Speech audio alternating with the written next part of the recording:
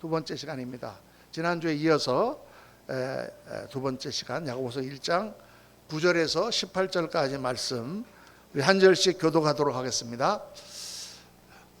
제가 한 절 읽고 여러분 한 절 읽고 교대로 읽습니다. 낮은 형제는 자기의 높음을 자랑하고 부한 자는 자기의 낮아짐을 자랑할지니 이는 그가 풀의 꽃과 같이 지나감이라. 해가 돋고 뜨거운 바람이 불어 풀을 말리면 꽃이 떨어져 그 모양의 아름다움이 없어지나니 부한 자도 그 행하는 일에 이와 같이 쇠잔하리라.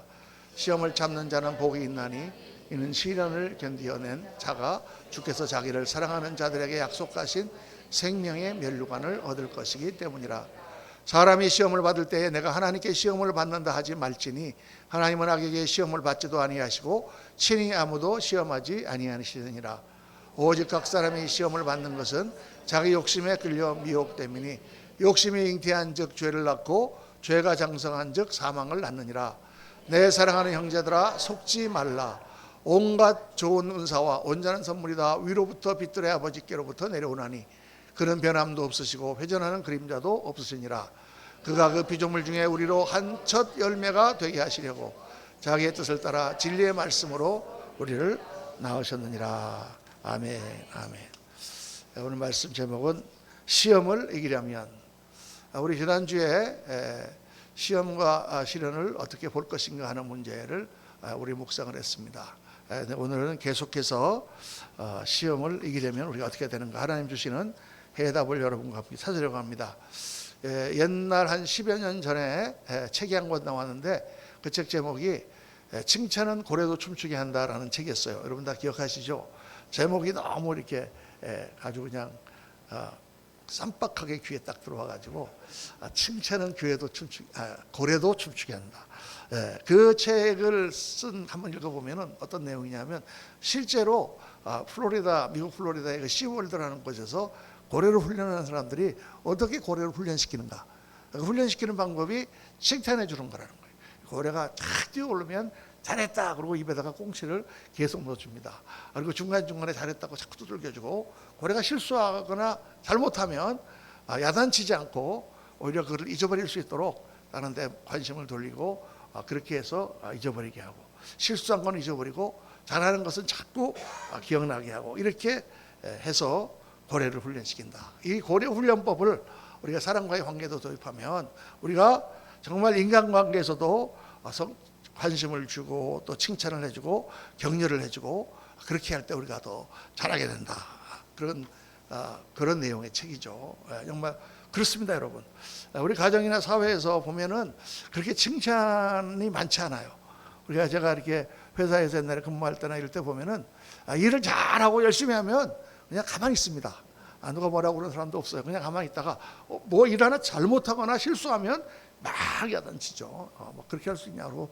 그게 이제 이 세상입니다. 그래서 정말 그렇게 우리가 칭찬하고 그러는 것이 굉장히 필요해요. 또 우리 세대 말고 우리보다 다음 세대 사람들부터는 이 교육 방법 자체가 야단을 좀 덜 맞는 그런 교육을 받았어요.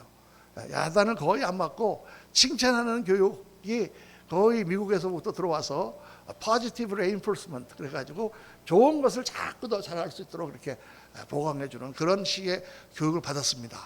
요즘 세대들은 거의 야단을 안 받고 학교를 다닌다고 해도 야단 맞는데요 이렇게 생각하시는 분들 계시는데 그건 야단이 아닙니다. 우리 때 맞은 야단과 비교하면 야단 안 맞는 거죠. 그래서 야단 맞을 줄을 몰라요. 야단 맞기를 싫어할 뿐만 아니라 야단을 맞으면 상처를 입습니다. 그래서 목회할 때 이렇게 보면은 우리 성도님들한테 무슨 잘못이 있잖아요. 잘못을 지적합니다. 성도님 내가 볼 때는 이렇게 하면 안 좋은 것 같고 이런 건 고치셔야 돼요.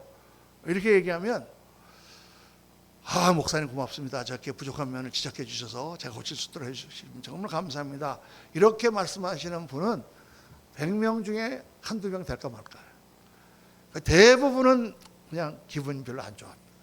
대부분은 그냥 상처받았다 그러고 그냥 별로 좋은 효과를 못 내요. 그래서 목회를 하면서 배우는 게 뭐냐면 성도님들이 잘못된 것을 지적하지 말자. 눈에 들어와도 잘못한 거는 그냥 지나가고 잘하는 것만 칭찬하자. 이게 아주 그냥 목회자의 아주 훈련이고 또 그렇게 해야 되는 거죠. 여러분 그러시죠? 제가 뭐 잘못 지적하면 기분 좋으세요?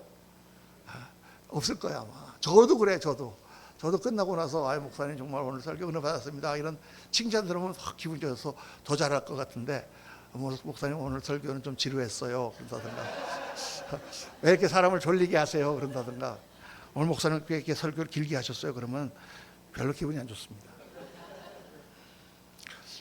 정말 우리 사람은 그렇게 칭찬해 줘야 되고 또 그러는 게 좋아요. 그런데 성경을 보면 하나님은 우리한테 그렇게 하시잖아요.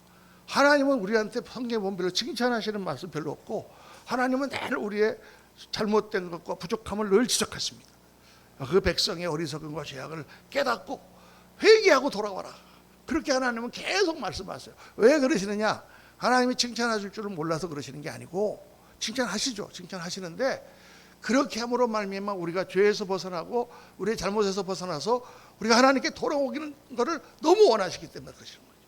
그러니까 계속 하나님은 그런 말씀이에요. 성경 전체가 우리가 변화되어야 된다. 더 하나님 앞에 가까이 나가야 된다. 거짓말하지 마라. 도둑질하지 마라. 남의 것을 탐내지 마라. 겸손해라. 처음 사랑을 회복해라. 변화되어서 새 사람을 입어라. 전부 고치려고 하라.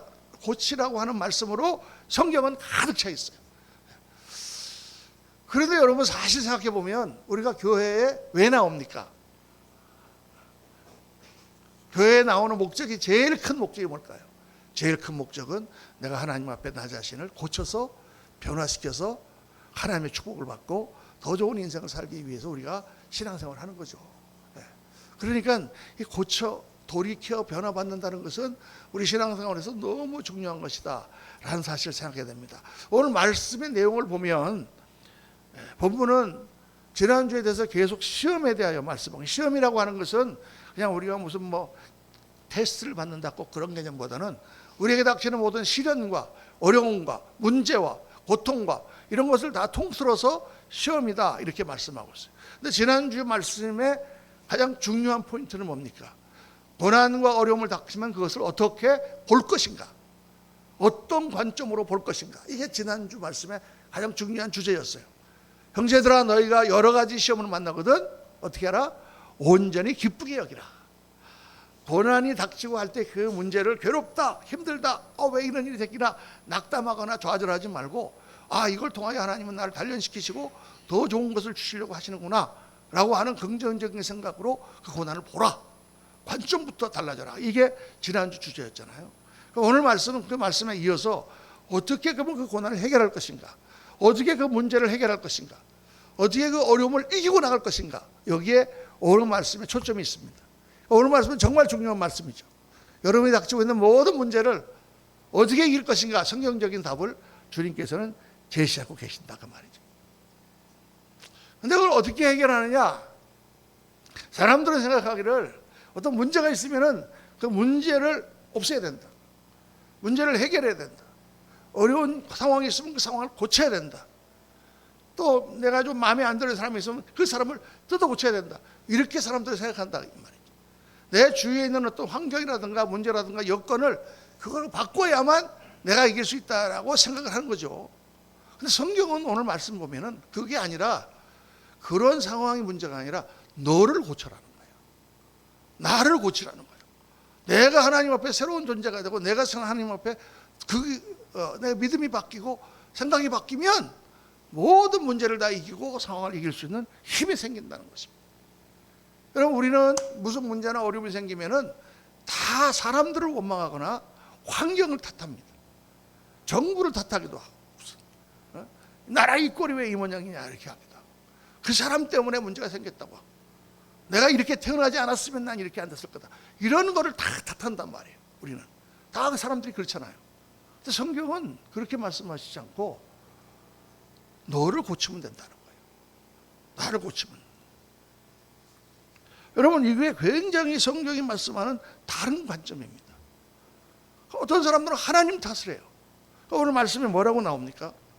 사람이 시험을 받을 때 내가 하나님께 시험 받는다 하지 말라 그 말이에요. 하나님이 너한테 이 시련을 줬다고 얘기하지 마라. 왜? 그 도움이 되지 안 됩니다. 하나님은 그렇게 시험 주시는 분이 아니야. 하나님 너한테 그렇게 나쁜 것을 주셔갖고 너를 괴롭게 하려는 분이 아니야. 이게 다 왜 생겼느냐? 너 자신의 문제 때문이다. 오직 각 사람이 시험 받는 것은 자기 욕심에 끌려 미혹되기 때문이다. 이렇게 성경은 아주 강력하게 얘기하는 거예요. 상처받을 수도 있어요. 아니 목사님, 내가 이렇게 된 게 그러면 뭐 나 때문이란 말입니까? 나 때문이라는 말이 아니라 그런 상황 환경을 이길 수 있는 길은 네가 변화되는 거다. 네가 변화되는 거다. 이게 성경이 보는 아주 중요한 관점이고, 여러분 이거를 정말 우리가 깨달아야 됩니다. 성경에 요셉의 이야기가 나오잖아요. 요셉이 어떻게 됐습니까? 자기 형들에게, 자기 사랑하는 형들에게 죽임을 당할 뻔하다가 팔려가지고 종이 됐어요. 노예가 됐습니다. 노예 시장에서 매를 맞고 던져주는 그 밥을 주워 먹으면서 요셉이 얼마나 비관을 했을까? 어떻게 요셉이 그 종의 신분에서 빠져나올 수 있죠? 노예 제도를 폐지해야 됩니까?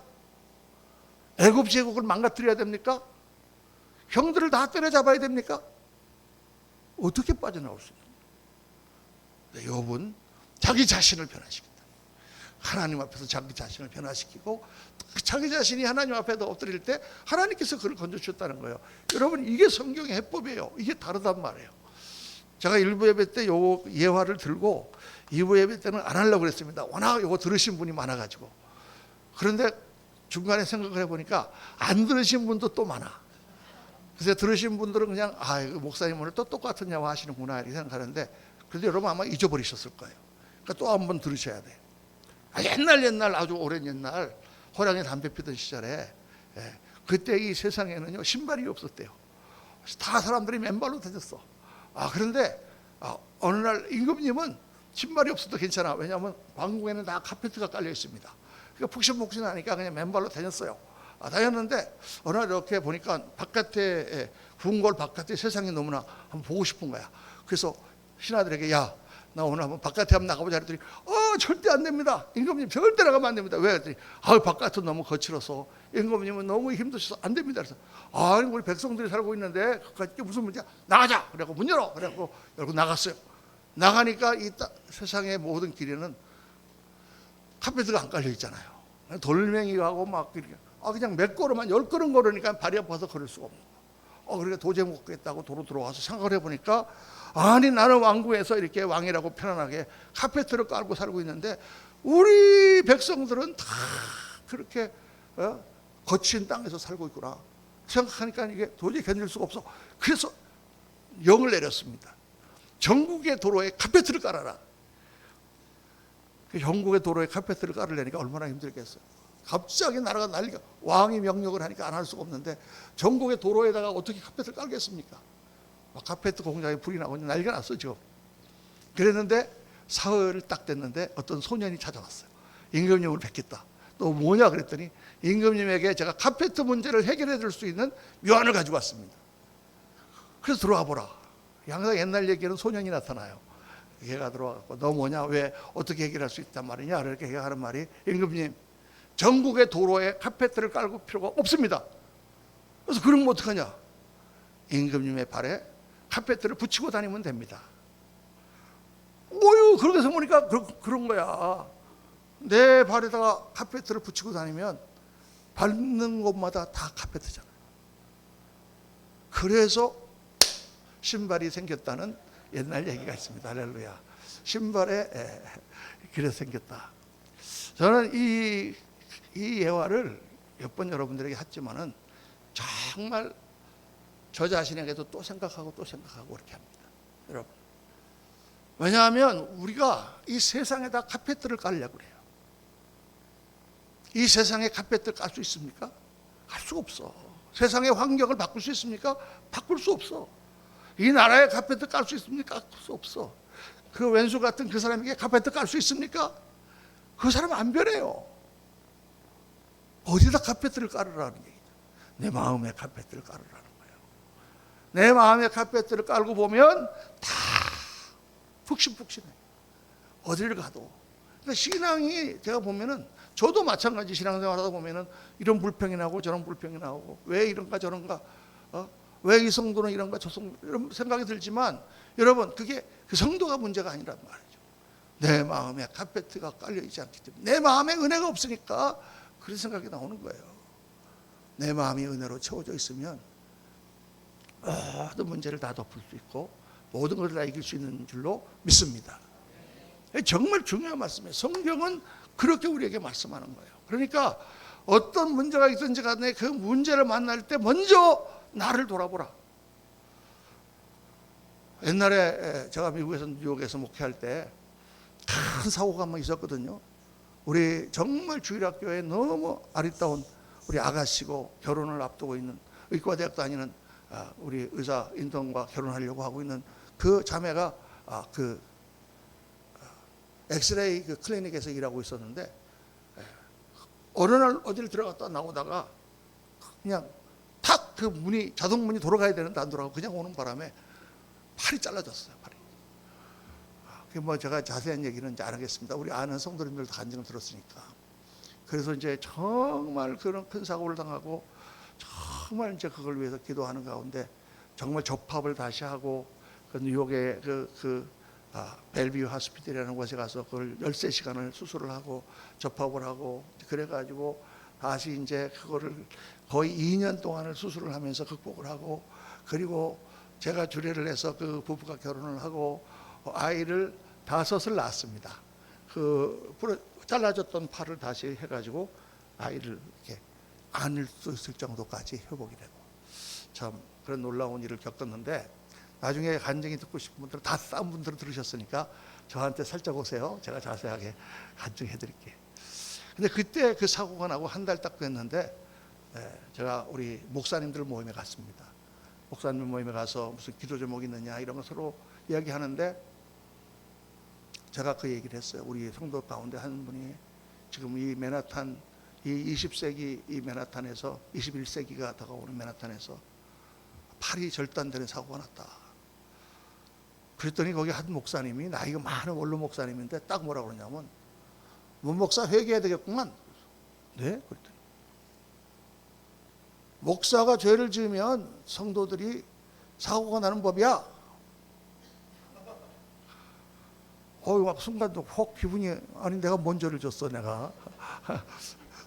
내가 뭔 죄를 졌어. 그런데 두고 오면서 그 생각이 나는 거예요. 교회 성도들 위해서 늘 기도하고, 너 기도가 부족하지 않았느냐. 하나님이 사고를 막아줄 수도 있었을 텐데 네 기도가 부족해서 그런 일들이 일어나는 거예요. 그러고 나서 생각해 보니까 우리 성도에게 어려움이 일어나는 게 다 목사가 기도가 부족한 거예요. 내가 하나님 앞에도 엎드리지 못하고, 내가 더 그들을 위해 섬기지 못하고. 여러분, 이게 인과관계가 없다고 생각하십니까? 아니, 사고 일어난 거하고 목사님하고 무슨 관계가 있어요? 그런데 영적으로 보면 관계가 있다고 말이에요. 영적으로 보면 이렇게 관계가 있는 거예요. 하나님께서는 어떤 뜻에 따라서 그렇게 하실지 모르지만 그런 일들 가운데서 나를 깨우쳐 주시고 더 하나님께 엎드리게 하시고, 그래서 그 문제를 극복하고 그 자매가 애도 5이나 낳고 그렇게 튼튼하게 지금까지 살 수 있도록 만드시고, 그로 인해서 그 온 가족이 구원을 받고 약간 놀라운 역사를 할 수 있도록 하나님 인도하셨단 말이죠. 그래서 어떻게 우리가 변화될 수 있는가, 어떻게 우리가 문제를 대처해야 되는가. 첫 번째가 뭐냐면 영적인 눈이 밝아져야 된다는 거예요. 영의 눈으로 봐야 된다는 거예요. 여러분, 어떤 문제를 보고 그 문제 때문에 괴로워하고 좌절하고 그 문제 때문에 막 이렇게 일을 가할 게 아니라, 기도하고 하나님 앞에 와서 영적으로 그 문제를 바라보면 그 문제가 나에게 있었구나, 그 문제가 이런 것 때문에 하나님이 이렇게 하시는구나 하는 것을 깨달을 수 있게 된다는 거예요. 오늘 말씀 보면은 뜬금없이 딱 말씀이 나오다가 1장 9절에 이렇게 나옵니다. 낮은 형제는 자기의 높음을 자랑하고 부한 자는 자기의 낮아짐을 자랑할지니 이는 그가 풀의 꽃과 같이 지나감이라. 아니 갑자기 왜 이런 말씀을 하시나요? 이 말씀 뭐냐? 우리 영적인 눈이 밝아지면 가치관이 변한다는 거예요. 영의 눈이 밝아지면 내가 낮은 형제가 자기의 높음을 자랑하게 된단 말이에요. 세상에서 내가 돈도 없고 배운 것도 없고 사람들이 나를 막 무시하는데, 여러분 세상에서는 정말 억울하고 좌절할 일이지만 예수님 안에서 하나님을 만나고 나니까 내가 어때요? 세상에도 돈 없고 나도 상관없어. 나는 하나님의 자녀요, 영원한 나라의 상급이 될 사람이고 나의 높음을 자랑하라고 말이죠. 가치관이 바뀌는 거예요, 여러분. 내가 기죽을 이유가 뭐가 있습니까? 내가 천국 백성이요, 영원하신 우리 하나님 아버지가 나의 아버지신데 이 땅에 잠깐 삶을 살고 나면 우리는 영원한 천국으로 갈 텐데, 영의 눈이 밝아지면 세상을 보는 모든 가치관과 모든 관점이 바뀐단 말이에요. 부한 자는 어떻게 해요? 자기 낮아짐을 자랑할지니. 부한다고 해서 내가 세상에서 돈 벌다고 해서 그거 가지고 뭐 자랑하고 뭐 뻐개고 그래봐야 이런 다 불의 꽃과 같이 지나갑니다. 잠시 지나면 다 없는 거예요. 10절에 이어서 뭐라고 말씀합니까? 해가 돋고 뜨거운 바람이 불어 풀을 말리면 꽃이 떨어져 그 모양의 아름다움이 없어지나니 부한 자도 그 행하는 일에 이와 같이 쇠잔하리라. 지금 뭐 돈이 얼마나 있어 봐야겠어. 조금 있으면 다 쇠잔하는데. 이 말씀 묵상하다가 옛날에 여러분 이병철 씨라고 있어요. 아세요? 삼성의 이재용 회장의 할아버지야. 그분이 옛날에 제가 어렸을 때는 대한민국에서 제일 부자였습니다. 제일 부자. 돈이 제일 많은 분이에요. 근데 그분이 결국 나이가 들고 폐암이 걸려가지고 미국에 있는 뉴욕 하스피탈에서 그렇게 치료를 하다가 결국 돌아가셨어요. 쇠잔해져서 돌아가실 때 이분이 죽기 한 달 전에 인생의 문제를 생각하면서 어떤 신부님에게 자기의 인생의 고민, 자기가 궁금한 거를 24개의 질문서를 던졌어요. 그게 있거든요. 그 질문의 첫 번째 질문이 뭐냐면, 하나님이 있다는 것을 어떻게 증명할 수 있는가? 하나님은 왜 자신을 밝히 드러내 보이질 않는가? 왜 어떤 사람에게는 보이고 어떤 사람에게는 보이지 않는가? 이 첫 번째 질문이에요. 두 번째, 하나님이 이 세상을 창조했다는 것에 어떤 증거가 있는가? 어떻게 이 세상을 보고 하나님이 창조했다고 그렇게 생각할 수 있는가? 이런 질문이에요. 그 다음에 또 어떤, 왜 하나님이 인간을 사랑한다면 그런 고통과 죽음을 주었는가? 여러분 다 불신자들이 갖고 있는 그런 의문들이잖아요. 그런데 제가 그 질문을 보면서 아이고 할렐루야, 이건 우리 교회 다니는 사람은 새신자 공부하면 다 아는 해답이야. 할렐루야. 그 세계 우리나라 제일의 부자가 나중에 정말 죽어가면서 인생의 허무함을 느끼고 물어봤던 그 질문을 우린 다 아는 거잖아요. 여러분, 하나님이 계신 것을 어떻게 증명하는가? 하나님이 계시잖아요. 하나님이 안 계시고 어떻게 우리가 이렇게 살 수가 있어요? 어떻게 알아요? 영의 눈이 열리면 하나님이 보이는 거예요. 인간의 머리로 생각하니까 하나님이 감춰져 있는 것 같지, 하나님 앞에 무릎 꿇고 하나님의 영이 임하면 다 하나님이 계신 게 그냥 보이는 거예요. 이 세상을 하나님이 창조한 것을 어떻게 증명할 수 있는가? 아니, 증명을 안 하면 이 세상 사람들이 어떻게 설명합니까? 우연히 분자와 분자가 만나가지고 뭐 어떻게 무기물이 무슨 이렇게 모래알들이 치다 보니까 뭐 이것도 되고 다 됐다. 무기물들이 우연히 이렇게 부닥치고 250억 년을 부닥치다 보니까 거기서 생명이 태어납니까? 거기서 사랑이 태어납니까? 막 부닥치다 보니까 거기서 분노가 태어납니까? 막 부닥치다 보니까 거기서 슬픔이 태어납니까? 도대체 이 부닥치는 그런 의지는 도대체 어디서 나온 것입니까? 세상은 설명할 수가 없어요. 하나님이 이 모든 것을 지으시고 생명과 사랑과 영광의 근원 되신 하나님이 우리에게 그러한 마음을 주셔서 우리가 생명을 추구하고 사랑을 추구하고 영광을 추구하는 것이지 어떤 다른 답이 있을 수가 없잖아요. 너무나 자명하고 너무나 기초적인 질문들이잖아요. 하나님이 왜 이 땅에 고통을 주셨습니까? 고통을 주신 것이 아니잖아요. 하나님의 사랑과 생명과 영광으로부터 떠나도록 인간이 죄를 범했기 때문에 우리가 가시와 엉겅퀴가 있는 그런 땅에서 살 수밖에 없게 된 거잖아요. 하나님께서는 우리를 돌이키시기 위해서 예수 그리스도를 보내시고 예수님으로 말미암아 그 모든 고통과 고난의 죄의 값을 치르게 하시고 오늘 예수를 믿는 자를 그 모든 것을 뛰어넘어서 하나님의 영광으로 들어가게 하신 것이 그게 복음이고 성경이잖아요. 믿으십니까? 큰 소리를 아멘 해야 돼. 믿습니까? 아멘. 우리는 다 해답을 가지고 있어요. 모든 해답을 다 가지고 있어. 우리는 영의 눈이 밝아지면 해답이 보이는 줄로 믿습니다. 여러분, 왜 이렇게 어려움이 있습니까? 잘 모르겠거든 하나님 앞에 기도해 보세요. 깊이 기도하면 하나님이 다 보여주세요. 영의 눈이 열리면 세상적인 유혹에 넘어가지 않습니다. 여러분, 하나님이 섬기다 보면 때로는 억울한 일도 당하고 또 힘든 일도 당하지만 영의 눈이 열리고 나면 그런 것이 조금도 그것이 우리를 방해하지 못합니다. 어렵고 힘들어도 더 주님을 더 열심히 섬겨요. 왜? 영의 눈이 열리니까 뭐가 보여요? 하늘의 상이 보이기 때문입니다. 이 땅에서 내가 고통당하고 어려움을 당하고 고난을 당하고 순교를 할지라도 영원한 하늘의 영광이 보이니까. 여러분, 복음 전하고 막 그런 거 하다가 어려움 당하면 화나죠. 그건 왜 그러냐? 우리가 아직 영의 눈이 조금 덜 열렸기 때문에. 그러니까 당장의 눈앞에 고통과 어려움과 그런 것만 생각나는 거예요. 그래서 정말 핍박 가운데서 주를 위해 순교하는 그런 옛날 우리 선배들의 그 마음에는 영의 눈이 확 열리니까 하나님의 영광이 보이는 거예요. 스데반이 돌이 맞기 전에 하늘을 우러러보니 우리 주 예수 그리스도께서 하나님 보좌 우편에 서신 것을 보노라. 다 그걸 보면서 얼굴이 해옥같이 빛나면서 그가 순교당하지 않습니까? 이 땅에서는 그렇게 됐지만 영원한 나라에서 그는 영원한 멸류관을 받는 승리자가 되지 않습니까? 영의 눈이 열려야 돼요. 우리 히브리서 11장 24절에 보면은 모세에 대하여 말씀하시면서 그런 애굽의 왕궁에서 그렇게 그 낙을 누리는 것보다 그리스도를 위하여 수모를 더 모든 보호보다 더 큰 재물로 여겼으니 왜? 이는 상주심을 바라봅니다. 영의 눈이 열리고 하나님을 만나고 나니 하나님의 주신 사명을 감당하는 것이 얼마나 중요한가. 상주심을 바라보는 거죠. 영의 눈이 열렸기 때문입니다.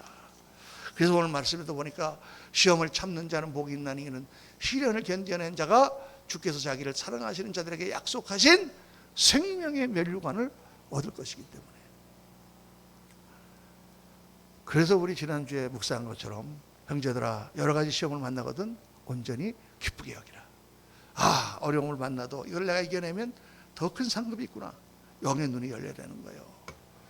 여러분, 어떤 사람은 말합니다. 목사님, 뭐 상이 있는지 없는지 천국 봐야 알죠. 그저께 어떤 우리 권사님이 말씀하세요. 목사님, 저 상급 필요 없고요, 천국만 들어가면 돼요. 아이고, 그래요? 천국의 상급이 뭔지 몰라서 그러는 거예요. 그럼 제가 한 가지 묻겠습니다. 영원한 하늘나라를 믿고 정말 하늘나라를 위해 섬기지 않고 이 땅에서 좀 즐기고 조금 더 편하게 살면 뭐가 다른가요? 뭐가 좀 다릅니까? 이 세상의 즐거움이라는 게 그게 허무하기 짝이 없고 조금 지나면 다 고통으로 변하는 거예요. 많이 즐거울수록 그것이 없어지고 나면 나중에 더 괴로워. 그거 아세요, 여러분? 원래 가난했던 사람이 그냥 가난한 건 괜찮아요. 근데 부자로 사시던 분이 가난하면 정말 그거는 견디기 힘듭니다. 원래 아프던 사람이 그냥 아프면 괜찮아. 근데 건강했던 사람이 아프면요, 그건 더 괴로워요. 그렇죠?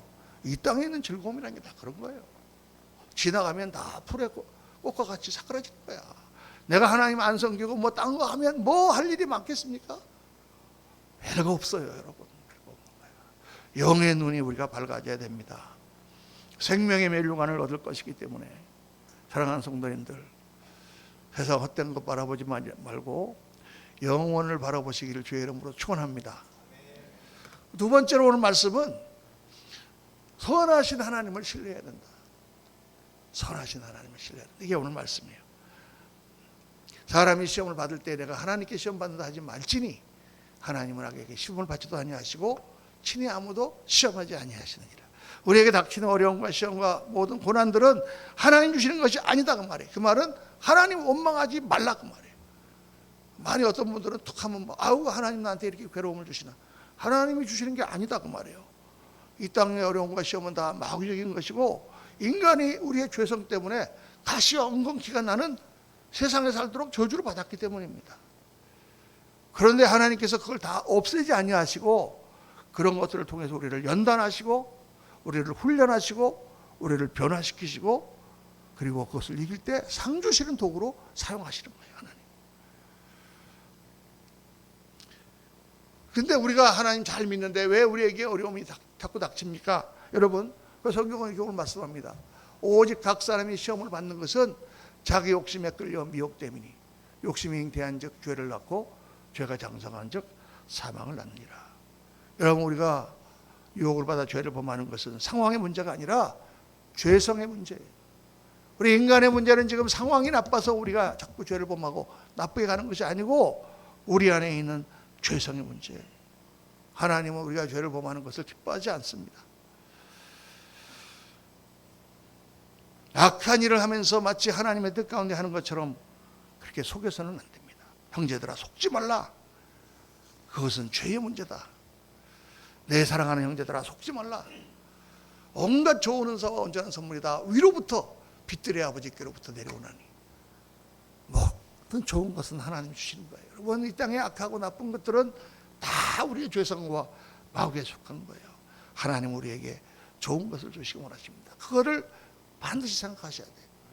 어려움을 당하고 문제를 당하고 괴로움을 당하면 왜 하나님이 나한테 이렇게 했나 이렇게 생각하지 말고, 왜 저 사람 때문에, 왜 환경 때문에 이렇게 생각하지 말고 영의 눈을 밝게 떠서 내 안에 하나님 앞에 부족한 것이 있나 하나님께 기도해보고 그 하나님을 붙들고 하나님, 정말 내가 하나님 더 변화되기 원합니다 하고 엎드릴 때에 놀랍게 다 그 문제들이 사라져요. 아, 목사님 정말 그럴까요? 정말 그렇게 됩니다. 처음에 제가 이제 전도사가 되고 나서 신학교 3학년 때 개척을 했어요. 뉴욕에서. 정말 어려운 개척을 시작을 했는데 전도사로 안수를 받으려면 1년 반을 기다려야 안수를 받았기 때문에 전도사로 계속 목회를 했어요. 막 목회를 했는데 막 열심히 하다 보니까 막 유치원 지하실에서 정말 요거 한 3분의 1도 안 되는 4분의 1도 안 되는 그런 방에서 했는데 막 성도님들이 몰려오는 거예요. 그래갖고 1년도 안 됐는데 1년 됐는데 40명이 됐어요. 그러니까 막 교회가 터져서 이제 막 예배도 드릴 수 없는 거야. 그러니까 옆에 있는 그런 우리 전도사님들하고 우리 신학교 동기들하고 막 목사님들이 야, 문전도사 어떻게 그렇게 막 개척을 그렇게 했는데 이렇게 성도들이 많이 모여 개척교회 세미나를 한번 하라고. 그거 혼자만 알고 있으면 안 되고 우리가 알아서 어떻게 개척하면 이렇게 부흥하는지를 그걸 해야 되지 않냐. 아유, 제가 뭐 한 게 있나요? 하나님 하셨죠. 막 그러는데 아니야 그래도 해봐. 자꾸 그래가지고 제가 1월 그 다음에 1월 말에 아직 안수도 받지 않았는데 전도사인데 제가 그 개척교회 세미나를 한번 했습니다. 우리 신학교 동기들하고 그냥 다 30명 모였어요. 그래가지고 막 그 당시에는 이런 게 아니고 오버헤드 프로젝터라고 이렇게 비추는 거 갖다가 다 해갖고 비춰가지고 제가 또 이 세미나 잘하거든요.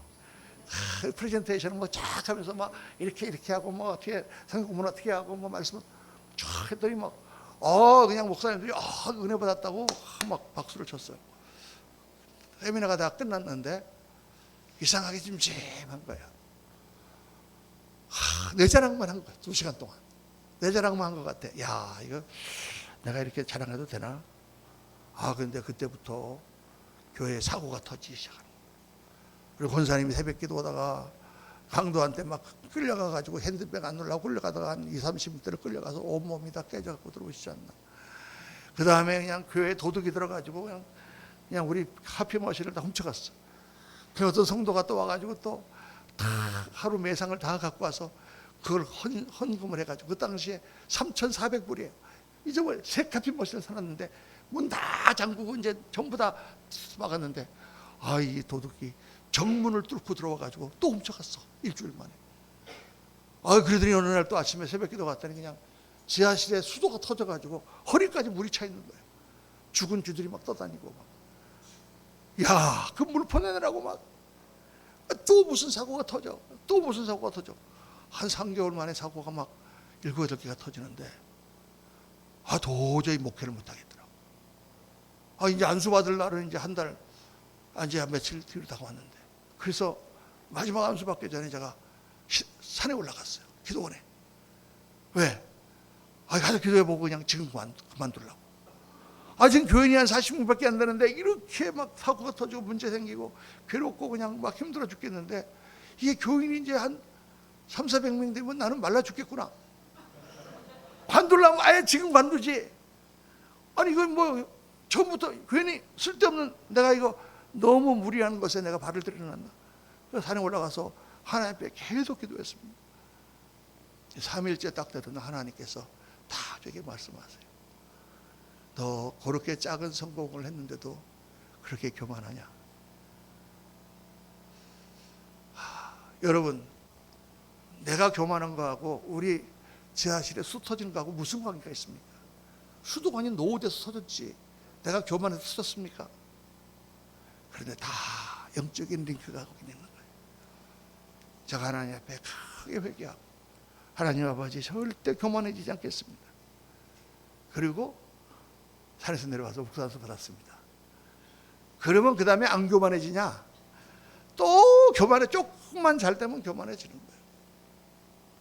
여러분, 큰 교회하고 더 세상적으로 성공하는 게 좋은 것 같지만 절대 좋은 게 아닙니다. 여러분, 제가 큰 교회하고 교만해지는 거하고 작은 교회 하면서 안 교만해지는 거하고 어떤 게 더 좋아요? 2번이죠. 우리 전도사님이 3번입니다. 뭡니까? 큰 교회하고 안 교만해지는 거다. 여러분, 안 교만해지는 사람이 없어요. 아무도 없어요.